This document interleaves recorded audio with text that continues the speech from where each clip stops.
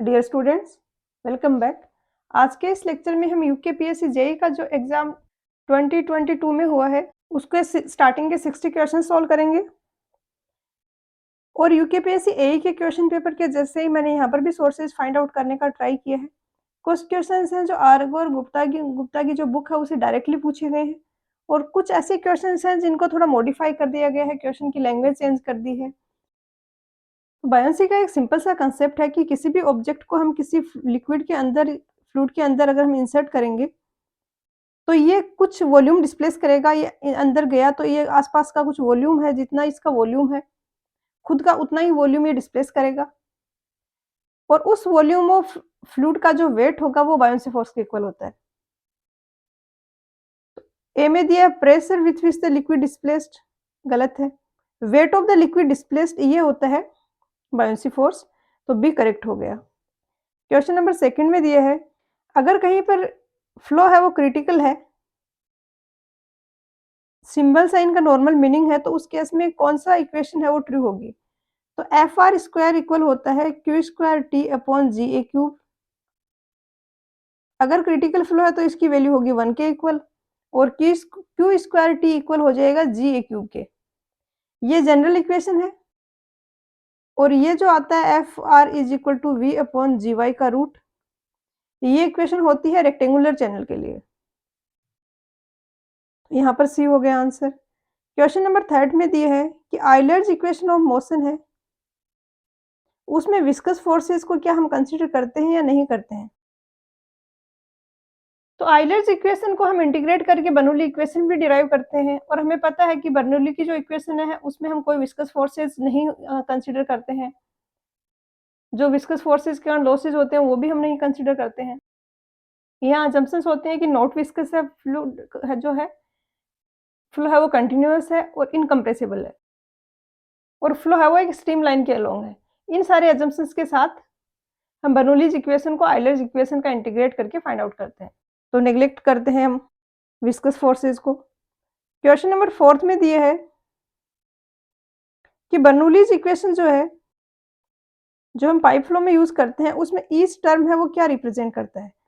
तो ये होती है Bernoulli's equation V square upon 2g plus Z. तो जेड है ये, इससे हम हेड से डिनोट कर रहे हैं एनर्जी को, और ये एनर्जी है ये पर यूनिट वेट है, क्योंकि एक तो ये भी है यहाँ पे दिख रहा है आपको W से हमने डिवाइड किया हुआ है। दूसरा आप इस तरीके से भी समझ सकते हो कि mgh या फिर मैं बोल लूँ WH, ये पोटेंशियल एनर्जी होता है, और हम यहाँ पे सिर्फ H से डिनोट कर रहे हैं एनर्जी को। तो ये हेड है, ये एनर्जी की का ही फॉर्म है, बट ये एनर्जी पर यूनिट वेट है, तो ए हो गया यहाँ पर। क्वेश्चन नंबर फिफ्थ में दिया है कि कोई फ्लूइड है वो मोशन में है और उसमें प्रेशर है वो सेम है सारी डायरेक्शंस में, तो वो फ्लूइड है वो कौन सा फ्लूइड होगा।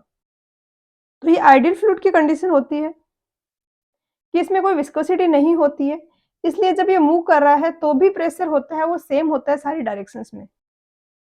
क्वेश्चन नंबर 6 में दिया है कि फ्रॉड्स नंबर जो है ओपन चैनल फ्लो में, इसकी वैल्यू अगर ग्रेटर देन 1 है तो ये कौन सा टाइप ऑफ फ्लो होगा।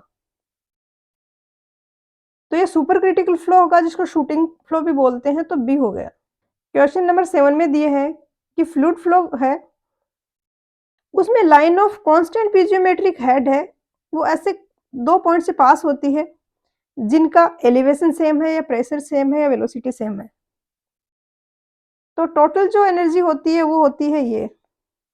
अब जो हम अजम्पशंस लेते हैं कि फ्लूइड है वो आइडियल फ्लूइड है और इन सब के कारण कोई लॉस होता नहीं है, तो फ्लूइड फ्लो हो रहा है तो सब पॉइंट्स के अलोंग जो टोटल एनर्जी है वो कांस्टेंट रहेगी। अब क्वेश्चन में इसने कंडीशन दी कि कांस्टेंट पीजियोमेट्रिक हेड है, मतलब पीजियोमेट्रिक हेड है वो कांस्टेंट है हर एक पॉइंट पे, और हमें पता है कि टोटल एनर्जी कांस्टेंट होती है। तो अगर ये दोनों टर्म्स हैं ये सेम है तो थर्ड टर्म भी सेम होगी, तभी E1 is equal to E2 हम अप्लाई कर पाएंगे, तो ये यहाँ पर इक्वल वेलोसिटी हो जाएगा। क्वेश्चन नंबर 8 में दिए है कि शार्प एज्ड ओरिफिस है, उसके लिए theoretical value of coefficient of contraction क्या होता है। अब ये ऐसे क्वेश्चंस हैं कि आपने अच्छे से कंसेप्ट सीख लिए, आपने बहुत टफ लेवल के न्यूमेरिकल्स भी सॉल्व कर लिए, बट आप नहीं कर पाओगे जब तक आपने गुप्ता एंड गुप्ता के क्वेश्चन नहीं किया है, क्योंकि इतनी छोटी छोटी डिटेल्स को याद नहीं रख पाता। क्वेश्चन नंबर 9 में दिया है कि एक रेक्टेंगुलर ओरिफिस है, इसको हम स्मॉल ओरिफिस कंसीडर करेंगे तब तक जब तक इसके सेंटर ऑफ ओरिफिस जो है, सेंटर के ऊपर जो हेड है, वो किससे ग्रेटर हो या किससे लेसर हो। अभी ये कोई ओरिफिस है, रेक्टेंगुलर शेप का ये, यहाँ पर ये जो ओपनिंग है ये ओरिफिस है। तो इस पर डिस्चार्ज के जो फॉर्मूले होते हैं वो डिफरेंट होते हैं। अगर ये स्मॉल है तो अलग होगा, लार्ज है तो अलग होगा। लार्ज स्मॉल का डिफरेंस ये आता है कि अगर इसकी साइज बहुत ही छोटा है कंपेयर टू हेड, तो हम मान लेते हैं कि इस पूरे की पूरी ओपनिंग पे जो हेड एक्ट कर रहा है वो सेम है। बट अगर ये साइज बहुत ही बड़ा है कंपेयर टू हेड, तो बॉटम पे जो हेड एक्ट कर रहा है, जैसे यहाँ पर ये है, ये हेड जो एक्ट कर रहा है, इसको अगर हम H2 से रिप्रेजेंट कर रहे हैं, टॉप पे जो हेड एक्ट कर रहा है उसको अगर हम H1 से रिप्रेजेंट कर रहे हैं, तो ये डिफरेंट होगा। तो बॉटम के पास जो एरिया है वहाँ से जो फ्लो हो रहा है उसकी वेलोसिटी कुछ अलग होगी। टॉप के पास जो एरिया है वहाँ से वेलोसिटी कुछ डिफरेंट होगी। तो लार्ज ओरिफिस का थोड़ा-सा कांसेप्ट डिफरेंट हो जाता है, फिर डिस्चार्ज हम अलग तरीके से कैलकुलेट करते हैं इंटीग्रेट करके। तो ये लार्ज और स्मॉल डिपेंड करता है कि H2 माइनस H1 जो है, वो अगर H से कम है, या हम कह सकते हैं कि उसकी जो वर्टिकल डायमेंशन है, उससे ग्रेटर है अगर हेड, तो हम उसको स्मॉल ओरिफिस कंसीडर करेंगे। तो बी हो जाएगा आंसर। क्वेश्चन नंबर 10th में दिया है कि वेंचुरीमीटर है, इसमें डाइवर्जेंट कौन होता है, वो कन्वर्जेंट कौन से बड़ा होता है या छोटा होता है। तो ये ऐसा डिवाइस होता है वेंचुरीमीटर। इसमें क्या होता है, पाइप ये है, इसमें फ्लो हो रहा है, हम पहले इसको कन्वर्ज कराते हैं और फिर डाइवर्ज कराते हैं। यहाँ पर डाइवर्जिंग जो कोन है वो हमेशा बड़ा होगा कन्वर्जिंग कोन से, जो एंगल डाइवर्जन का है वो हमेशा छोटा होगा कन्वर्जन के एंगल से। इसका रीजन ये है कि जब पाइप का डायमीटर हम रिड्यूस करते हैं कि लार्ज एरिया से स्मॉल एरिया में जा रहा है फ्लो, तो उतनी दिक्कत नहीं होती है। लेकिन स्मॉल से अगर लार्ज में जा रहा है इस तरीके से, तो इस तरीके से फ्लो में यहाँ पर एडीज फॉर्म होती हैं और काफ़ी ज़्यादा हेड लॉसेज होते हैं। तो इसलिए ये ज़्यादा क्रिटिकल है जब हम जो क्रॉस सेक्शन है उसको बढ़ा रहे हैं। यहाँ पर एडीज फॉर्म होने के, लॉसेज होने के ज़्यादा चांसेस हैं। तो डाइवर्जन और भी स्लोली किया जाता है कंपेयर टू कन्वर्जन। तो यहाँ पर हो जाएगा लॉन्गर देन कन्वर्जेंट कोन। क्वेश्चन नंबर 11th में दिया है कि डायनेमिक की विस्कोसिटी है उसकी यूनिट क्या होती है। तो टो इज इक्वल टू होता है mu D U upon D Y. आप इस फॉर्मूले से भी फाइंड आउट कर सकते हो। ये न्यूटन सेकंड पर मीटर स्क्वायर आएगी, तो बी हो जाएगा आंसर। क्वेश्चन नंबर 12th में दिया है कि बैरोमीटर्स है वो किस लिए यूज करते हैं। तो बैरोमीटर एक सिंपल सा डिवाइस होता है एटमॉस्फेयर प्रेशर मेजर करने के लिए, जिसमें इस तरीके से ये कोई ट्यूब है, इसको उल्टा करके रखा हुआ है ग्लास की ट्यूब को, इसके अंदर फिल की हुई है यहाँ पर ये मरकरी। क्या होगा, एटमॉस्फेयर प्रेशर के कारण ये यहाँ पर प्रेशर एक्ट करेगा। प्रेशर एक्ट करेगा तो इसमें ये राइज होगा अंदर, ट्यूब के अंदर जो लिक्विड है, जो मरकरी है उसका।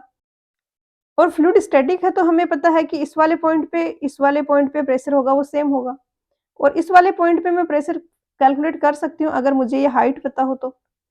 तो ये जो ट्यूब है उल्टी करके रखी हुई होती है, इसके ऊपर रीडिंग लिखी होती है, तो इससे हम ये हाइट कैलकुलेट कर सकते हैं। हाइट कैलकुलेट कर लिया तो हमें इस पॉइंट का प्रेशर मिल गया, इस वाले पॉइंट का, और ये यहाँ पर जो प्रेशर है वो यहाँ पर एक्ट कर रहा है, क्योंकि यहाँ पर कोई फ्लो नहीं हो रहा है। और फ्लो नहीं हो रहा है तो हॉरिजॉन्टल डायरेक्शन में जब हम मूव करते हैं तो कोई चेंजेस नहीं आते प्रेशर में, ओनली वर्टिकल डायरेक्शन में चेंजेस होते हैं। तो यहाँ पर बी हो जाएगा आंसर। क्वेश्चन नंबर 13 में दिया है कि फ्लोटिंग बॉडी है ये स्टेबल इक्विलिब्रियम कब अचीव करती है। तो फ्लोटिंग बॉडी में 3 इंपॉर्टेंट पॉइंट्स होते हैं, एक उसका सेंटर ऑफ ग्रेविटी, एक centre of buoyancy.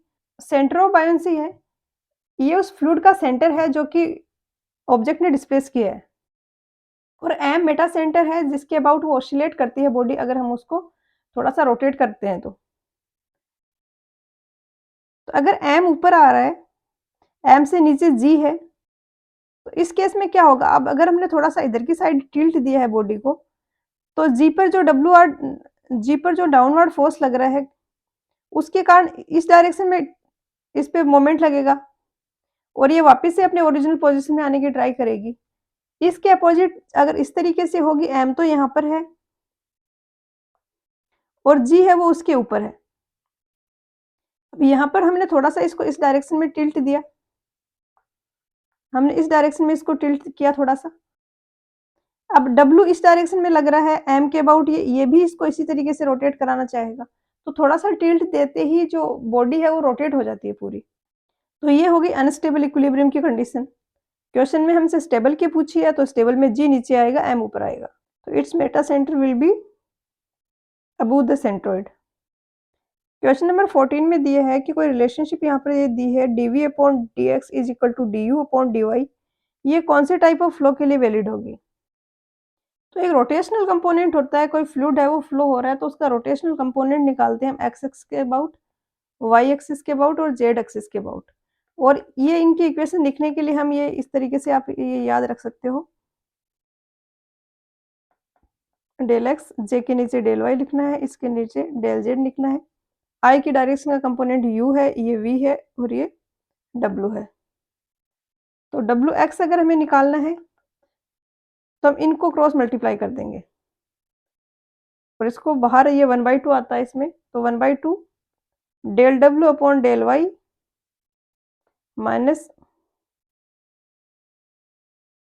Del V upon del Z.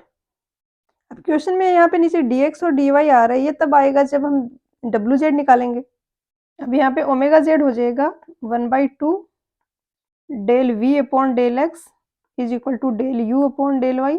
अगर फ्लो इरोटेशनल है तो ये कंपोनेंट जीरो के इक्वल हो जाएगा और यहाँ से ये इक्वेशन आ जाएगी कि फ्लो इरोटेशनल है तो del V upon del X will be equal to del U upon del Y, और यही हमें क्वेश्चन में दिया है। तो यहाँ पर हो जाएगा irrotational flow option A. Question number 15 में दिया है कि एक 2 डायमेंशनल फ्लो हो रहा है जिसमें u इक्वल है ax के, v इक्वल है by के, तो स्ट्रीम लाइन है उसका शेप कैसा होगा? तो जेई के एग्जाम से थोड़ा टफ लेवल का है, ईएस में आते हैं इस टाइप के क्वेश्चंस, बट रिपीटेड क्वेश्चन है, आपने ये बुक से सॉल्व किया तो आप कर लोगे इजीली। ये स्ट्रीम लाइन की जनरल इक्वेशन है जो कि आपको पता होंगी, और क्वेश्चन में हमें u की वैल्यू दी है vx, तो हम यहाँ पे वैल्यू रखेंगे, तो del psi upon del Y will be equal to minus ax। v की वैल्यू दी है by, तो del psi upon del X will be equal to by। अब साई फंक्शन हमें निकालना है तो हम इस इक्वेशन को इंटीग्रेट कर देते हैं दोनों साइड, तो इधर आ जाएगा साई, इधर आ जाएगा by(x) प्लस cy क्या है? ये कोई कांस्टेंट है x के रिस्पेक्ट में, बट ये y का फंक्शन हो सकता है, ये x का फंक्शन नहीं है, क्योंकि अगर ये x का फंक्शन होता तब तो इसका डिफरेंशिएट जीरो तो नहीं होता। अब इस इक्वेशन को फिर से हम y के रेस्पेक्ट में डिफरेंशिएट करेंगे इस इक्वेशन से कंपेयर करने के लिए, तो ये del psi upon del y आ जाएगा bx प्लस सी डेस वाई। अब इसको हम इससे अगर कंपेयर करें तो हमें पता चल रहा है कि सी डेस वाई तो जीरो है, सी डेस वाई जीरो है, इसका मतलब सी है वो y का फंक्शन तो नहीं है, वो एक कांस्टेंट हो सकता है। तो यहाँ से हमारे पास ये इक्वेशन आ गई, psi is equal to b y x plus C,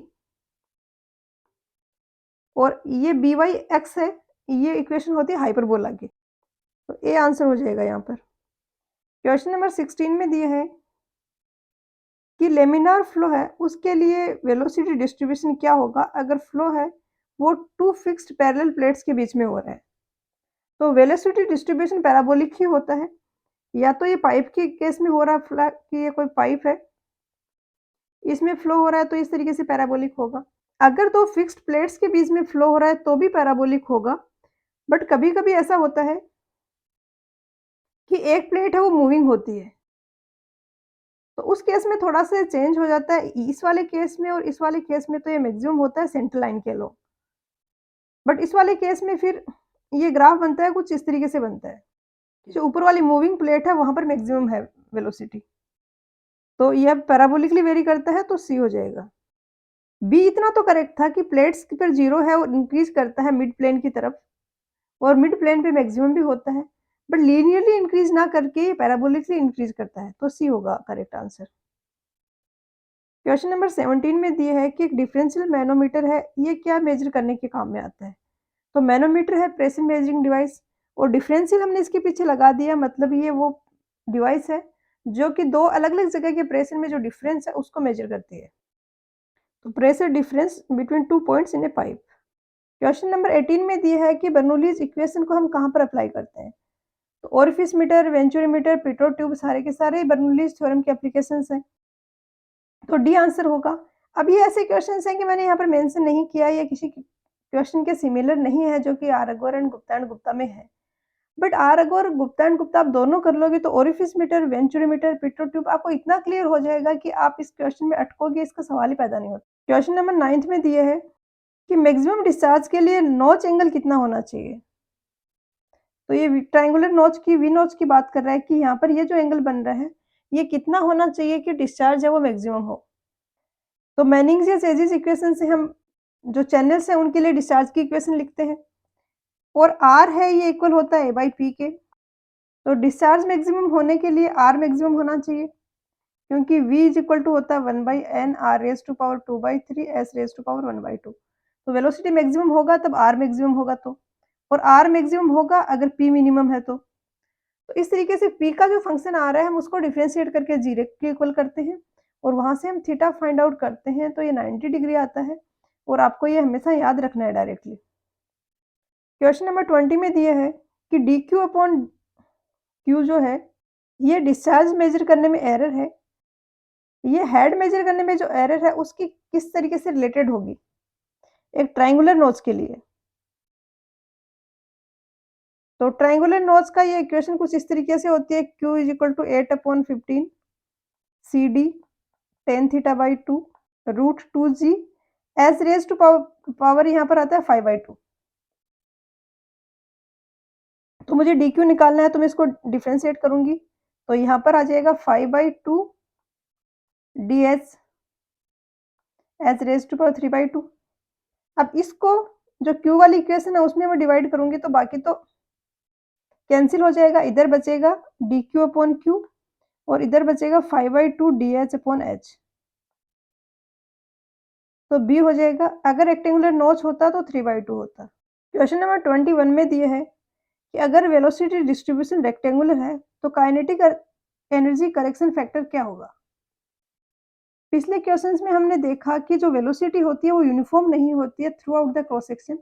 velocity pipe flow की अगर बात करें तो इस तरीके से वेरी करती है कि सेंटर पे मैक्सिमम है और पैराबोलिकली इधर डिक्रीज हो रही है जब हम पाइप की सरफेस की तरफ जा रहे हैं। तो अब क्या होता है कि हम काइनेटिक एनर्जी जो निकालते हैं, न्यूमेरिकल्स वगैरह सॉल्व करते हैं तो हम वहाँ पे इसकी जो एवरेज काइनेटिक एनर्जी है उसके लिए निकालते हैं।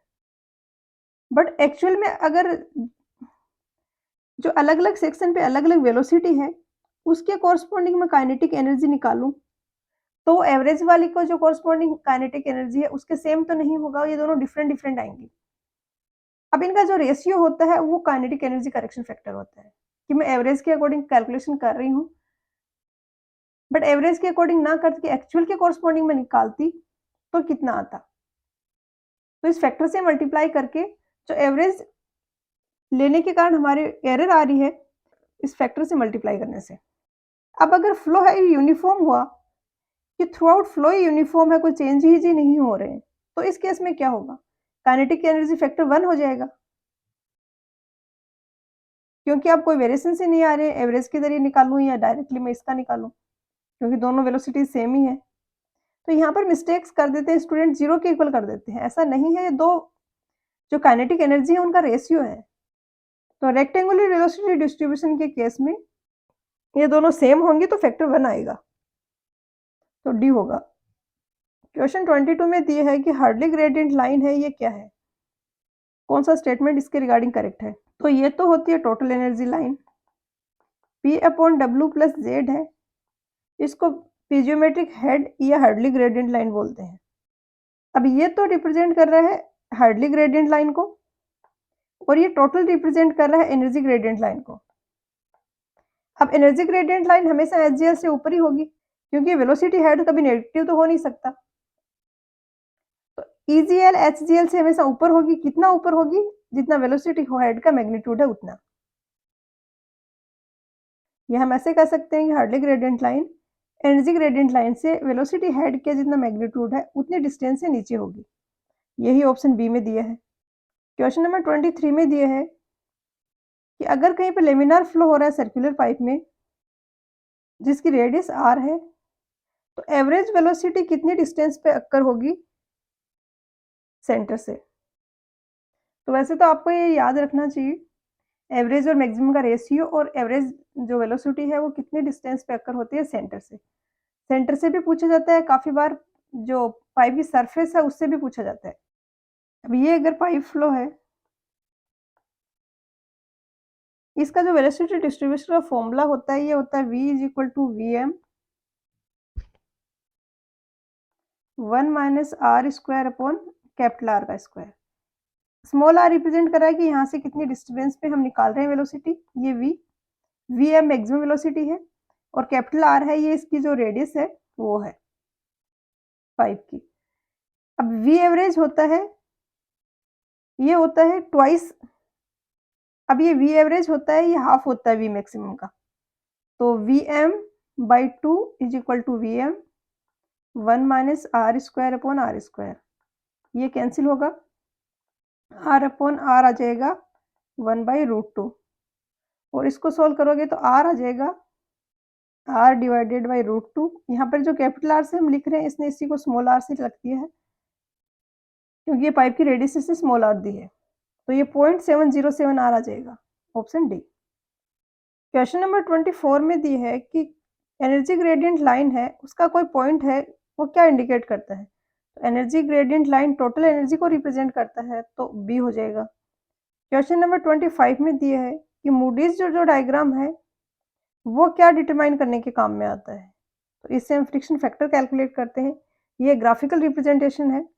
इस तरीके से यहाँ पर ये रेनॉल्ड्स नंबर है और यहाँ पर फ्रिक्शन फैक्टर है।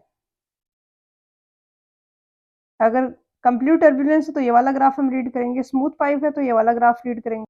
तो जो भी हमारा रेनॉल्ड्स नंबर है उसके कॉरस्पॉन्डिंग एक फ्रिक्शन फैक्टर हमें मिल जाएगा। ये होता है मूडीज डायग्राम। तो डी हो जाएगा यहाँ पर आंसर। क्वेश्चन नंबर 26 में दिया है कि चेजिस फॉर्मूला क्या डिटरमाइन करने के लिए यूज करते हैं? तो चेजिस फॉर्मूला और मेनिंग्स फॉर्मूला का सबसे जनरल जो यूज होता है वो ओपन चैनल फ्लो में होता है, वेलोसिटी फाइंड आउट करने के लिए। तो सी आंसर होगा। क्वेश्चन नंबर 27 में दिया है कि कंटिन्यूटी इक्वेशन है ρ1 a1 v1 is equal to ρ2 a2 v2। ये किस अजम्पशन पे बेस्ड है? तो ये स्टेडी फ्लो के अजम्पशन पे बेस्ड है कि ये अगर पाइप है, इसमें फ्लो हो रहा है, यहाँ पर वेलोसिटी जो अंदर एंटर हो रही है वो ρ1 a1 v1 है, बाहर जा रही है ρ2 a2 v2 पैरामीटर है यहाँ के। तो इनका मल्टीप्लिकेशन इक्वल होगा ρ2 a2 v2 के मल्टीप्लिकेशन के। स्टेडी फ्लो है तो यहाँ का वेलोसिटी v1 ही रह रहा है, जो स्टोरेज है अंदर पाइप में वो भी चेंज नहीं हो रहा है। यूनिफॉर्म फ्लो नहीं है, यूनिफॉर्म फ्लो होता तब तो यहाँ पर फिर a1 a2 कुछ होता ही नहीं, ए ही होता थ्रू आउट, वेलोसिटी भी सेम होती थ्रू आउट। इनकम्प्रेसिबल भी नहीं है, इनकम्प्रेसिबल होता तो एक ही डेंसिटी होती ρ1 ρ2 दो अलग अलग डेंसिटी नहीं लेते हम। अगर हम इसको इनकम्प्रेसिबल भी मान लें स्टडी के साथ में, तो फिर ये इक्वेशन इस तरीके से मॉडिफाई हो जाती है, क्योंकि रो तो सेम हो गया तो कैंसिल हो जाएगा। तो ए आंसर हो गया। क्वेश्चन नंबर 28 में दिया है कि लेमिनार फ्लो होता है पाइप में तो वेलोसिटी मैक्सिमम कहाँ पर होती है? तो पिछले क्वेश्चंस में मैंने बताया कि सेंटर पे मैक्सिमम होती है और पैराबोलिकली वेरी करती है, तो बी होगा आंसर। क्वेश्चन नंबर 29 में दिया है कि अगर लेमिनार फ्लो हो रहा है किसी चैनल में तो रेनॉल्ड्स नंबर की वैल्यू कितनी होगी? अगर लेमिनार फ्लो चैनल की बात हो रही है तो आर ई की वैल्यू लेस देन 500 है तो लेमिनार होगा, 500 टू 2000 तक होगा ट्रांजिशनल और ग्रेटर देन 2000 अगर आर ई की वैल्यू है तो होगा टर्बुलेंट। इसके अलावा अगर पाइप फ्लो का केस है तो आर ई की वैल्यू लेस देन 2000 है तो लेमिनार होगा, 2000 से 4000 के बीच में ट्रांजिशनल होता है और 4000 से ग्रेटर रेनॉल्ड्स नंबर है तो टर्बुलेंट फ्लो होगा पाइप फ्लो के केस में। तो यहाँ पर ए होगा आंसर। क्वेश्चन नंबर 30 में दिए है कि इक्विपोटेंशियल लाइन है, इसके रिगार्डिंग कौन सा स्टेटमेंट यहाँ पर कौन सा ऑप्शन करेक्ट है? तो हम एक बार फ्लो नेट को समझते हैं थोड़ा सा, फिर ऑप्शंस को देखेंगे। तो इस तरीके से फ्लो नेट होता है जो कि नेट सा बना होता है इक्विपोटेंशियल लाइंस का और स्ट्रीम लाइंस का। इक्विपोटेंशियल लाइंस उन लाइंस को रिप्रेजेंट कर रही हैं जिनके कॉरस्पॉन्डिंग हेड है वो सेम है। जैसे कि यहाँ पर फाई की वैल्यू कुछ इस लाइन के लिए है, थ्रू आउट इस लाइन के अलोंग जो भी पॉइंट्स हैं उनके फाई की वैल्यू C1 है, इस लाइन के अलोंग जो पॉइंट है उनकी फाई की वैल्यू C2 है, यहाँ पर C3 है। और ये जो लाइन इनके परपेंडिकुलर है ये स्ट्रीम लाइन्स हैं, ये फ्लो की डायरेक्शन को रिप्रेजेंट करती हैं। क्योंकि जैसे कि मान लिया कि यहाँ पर फाई की वैल्यू थी 4 मीटर, एक दूसरी यहाँ पर है फाई की वैल्यू यहाँ पर है 2 मीटर। तो अब जिस डायरेक्शन में मैक्सिमम ग्रेडियंट है, हार्डली ग्रेडियंट है, उसी डायरेक्शन में फ्लो होगा। अब अगर इस डायरेक्शन में फ्लो हो रहा है, तो इस डायरेक्शन के लिए हार्डली ग्रेडियंट क्या होता है, dh/dx, या हम लिख सकते हैं h/l। तो h तो हो गया 4 - 2, l हो गई ये वाली डिस्टेंस। अगर इस तरीके से फ्लो ना हो कि इस तरीके से हो, तो अब ये वाली डिस्टेंस आएगी। तो डिस्टेंस यहाँ पर ज़्यादा आएगी, ये वाली डिस्टेंस, तो ये जो मैं ग्रीन कलर में शो कर रही हूँ, अगर ये वाली डिस्टेंस हम ले रहे हैं, तो इस वाली डिस्टेंस से ज़्यादा होगी, तो h/l की वैल्यू कम आएगी। फ्लो उस डायरेक्शन में होता है जिस डायरेक्शन में हार्डली ग्रेडियंट है वो मैक्सिमम हो। तो इस कंडीशन को फुलफिल करने के लिए जो भी फ्लो होता है वो इक्विपोटेंशियल लाइन्स के परपेंडिकुलर फ्लो होता है, और स्ट्रीम लाइन्स हैं ये फ्लो की डायरेक्शन को रिप्रेजेंट कर रही हैं।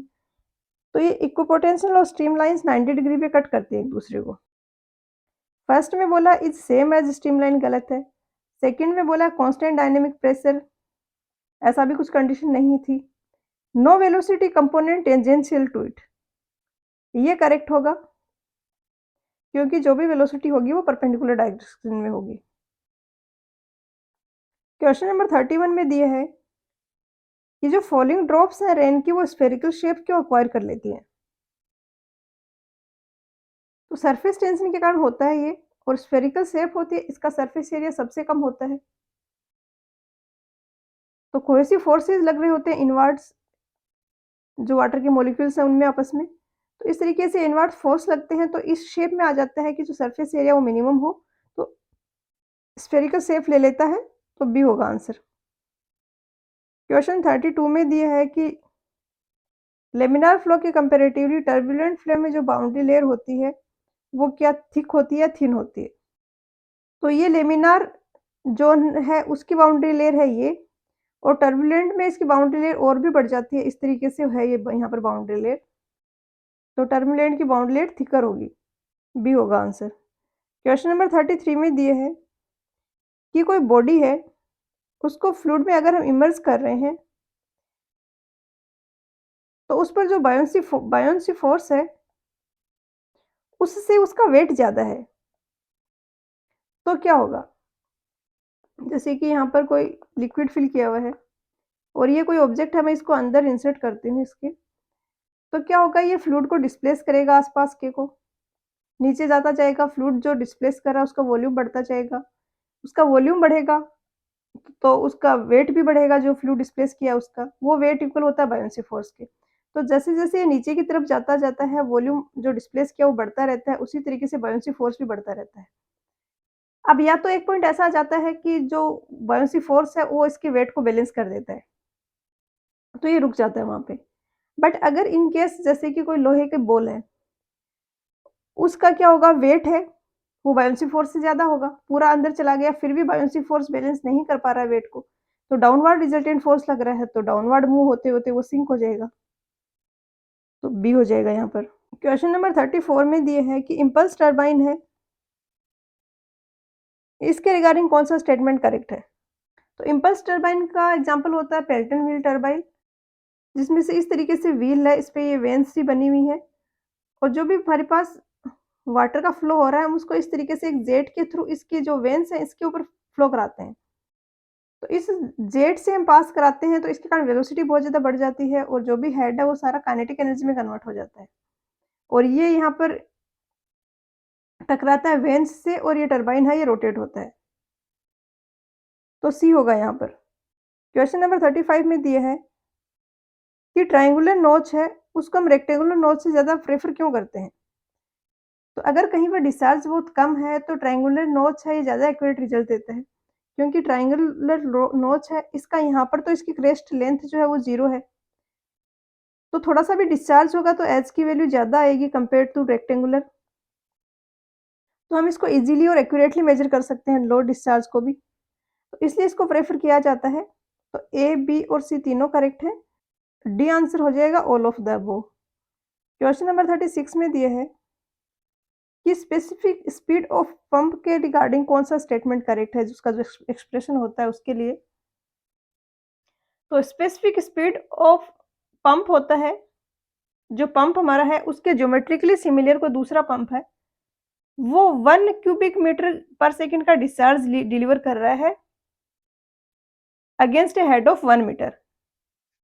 तो उसकी जो स्पीड होगी उसको बोलते हैं स्पेसिफिक स्पीड, और इसका फॉर्मूला होता है N S will be equal to N Q का root H M raise to power 3/2।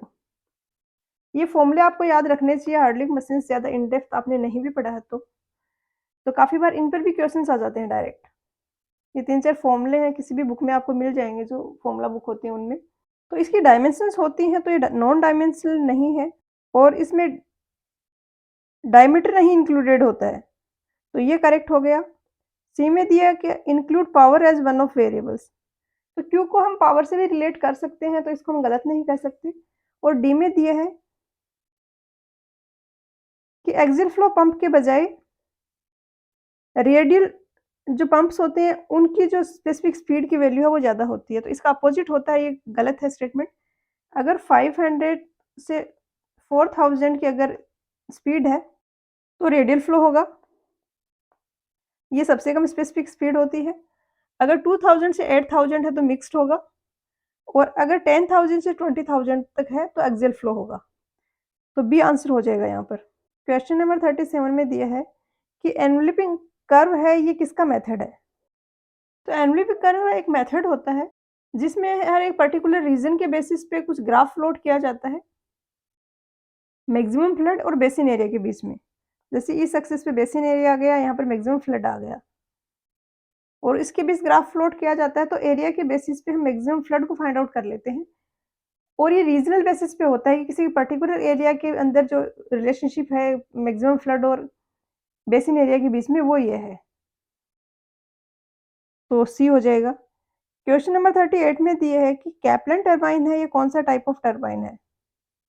तो ये लो हेड टरबाइन होता है। टरबाइन की ये टेबल के मेन इंपॉर्टेंट पॉइंट्स आपको पता होने चाहिए।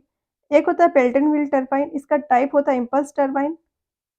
ये काइनेटिक हेड को यूज करता है। काइनेटिक हेड कैसे यूज करता है कि ये जो एक्ट करता है जिन कंडीशंस में, वहां पर एटमॉस्फेरिक कंडीशंस में एक्ट करता है ये, तो वहां पर कोई प्रेशर हेड तो हो नहीं सकता, तो जो भी हेड है हमने उसको काइनेटिक हेड में कन्वर्ट कर दिया है। और अब अगर आपको बिल्कुल भी इन चीज़ों का आइडिया नहीं है, तो आप एक छोटा-मोटा वीडियो देख के भी काफ़ी कुछ सीख सकते हैं ऐसी चीज़ों में, कि आपको थोड़ा-सा पिक्चर क्लियर रहे माइंड में कि किस तरीके से पेल्टन व्हील टरबाइन है वो एक्ट करता है। हाई हेड के लिए होता है, डिस्चार्ज इसमें लो होता है, और जो डायरेक्शन होती है टेंजेंशियल टू रनर होती है। जैसे कि ये रनर है टरबाइन का, ये इसकी ब्लेड्स है, इस डायरेक्शन में होता है, फ्लो होता है वो। तो क्वेश्चन में कैप्लन का पूछा है, तो कैप्लन टरबाइन ये है, ये रिएक्शन टरबाइन है, और ये लो हेड के लिए यूज होता है, तो फर्स्ट हो जाएगा करेक्ट। क्वेश्चन नंबर 39 में दिए है कि कौन सा पैरामीटर इंक्रीज करने से रन ऑफ इंक्रीज होगा?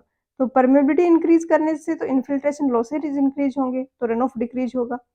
फिल्ट्रेशन कैपेसिटी इंक्रीज करने से भी सेम इफेक्ट आएगा। अगर रेनफॉल की इंटेंसिटी को हम इंक्रीज कर देते हैं तो ऑब्वियसली रन ऑफ है वो इंक्रीज होगा। क्वेश्चन नंबर 40 में दिए है कि रिवर डिस्चार्ज का पॉपुलर मेथड कौन सा है? तो ये क्वेश्चन मुझे थोड़ा कंफ्यूजिंग लग रहा है, इसका आंसर की में सी दिया हुआ है, बट वियर और वेंचुरी फ्लूम भी ऐसे मेथड हैं जिनको हम यूज़ करते हैं रिवर डिस्चार्ज के लिए, और ऑप्शन में ऑल ऑफ द अबव भी दिया है, तो मुझे ये ज़्यादा एक्यूरेट लग रहा है। क्वेश्चन नंबर 41 में दिया है कि इरिगेशन क्या है? तो इरिगेशन है ये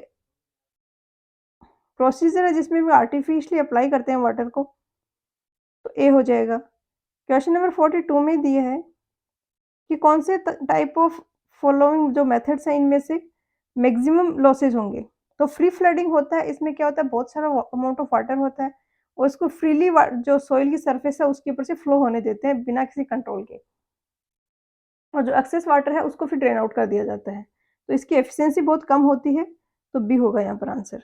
क्वेश्चन 43 में दिया है कि इंडियन मेट्रोलॉजिकल ऑर्गेनाइजेशन है, उसके अकॉर्डिंग जो रेन गेजेस हैं उनका कितना परसेंट है वो रिकॉर्डिंग टाइप रेन गेज होना चाहिए? तो ये 10% होता है, ऑप्शन सी। क्वेश्चन नंबर 44 में दिया है कि एक कैचमेंट एरिया है 8 किलोमीटर स्क्वायर का, उसका रेविज कोफिशिएंट 6 है, तो फ्लड डिस्चार्ज क्या होगा?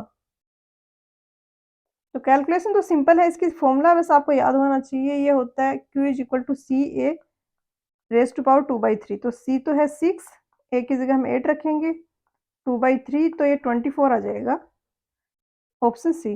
क्वेश्चन नंबर 45 में दिया है कि कोई ऐसा एरिया है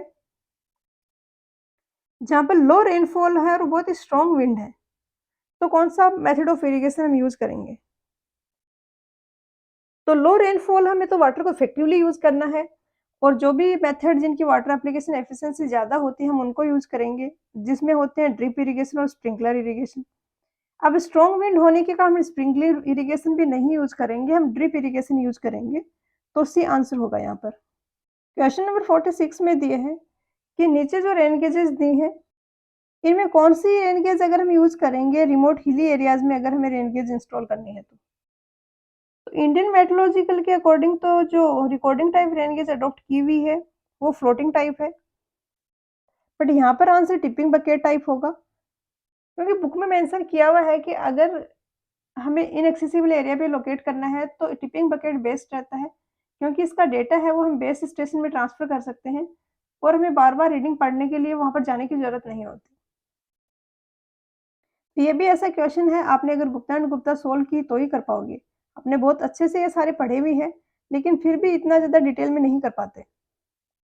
ये आंसर हो गया। क्वेश्चन नंबर 47 में दिए है कि 10% फ्लड फ्रीक्वेंसी का क्या मतलब है?